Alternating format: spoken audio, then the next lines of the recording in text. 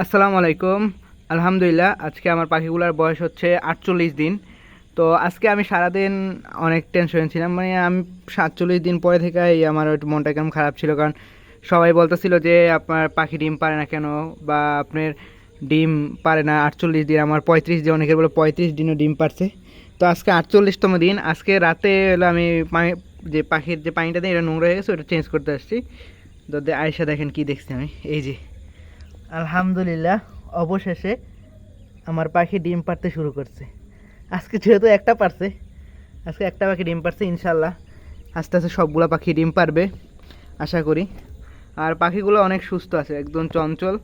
আর পাখির ওজনটাও আলহামদুলিল্লাহ ভালোই আছে। কয়েকটা পাখি আছে যে 130 গ্রাম গ্রোথ, মানে ওজনটা বাড়তেছে না ঠিকঠাক মতো, মানে এইখানে একটা, এটা 140 গ্রাম আছে, এরকম আর কি। 30 গ্রাম 40 গ্রাম দু একটা পাখি আছে, বাকি সবগুলোই 50 গ্রামের উপরেই আছে।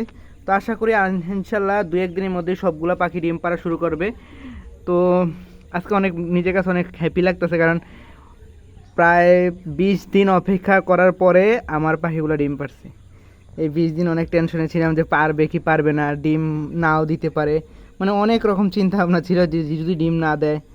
তো আলহামদুলিল্লাহ যখন অবশেষে ডিম পেলাম, অবশেষে যখন ডিম পেলাম পাখির, তো অনেক ভালো লাগতেছে। তো ইনশাল্লাহ আমার পাখিগুলোর জন্য দোয়া করবেন, এভাবেই যেন আস্তে আস্তে বড় হতে পারে। আর ইনশাল্লাহ আমরা আলহামদুলিল্লাহ চেষ্টা করতেছি যে কোয়েল পাখির খামারটাকে একটু বড় করার জন্য। তো আমাদের জন্য দোয়া করবেন, আমাদের পাখিগুলোর জন্য দোয়া করবেন, যেগুলো সুস্থ থাকে। আজকে এই পর্যন্তই। আসসালামু আলাইকুম।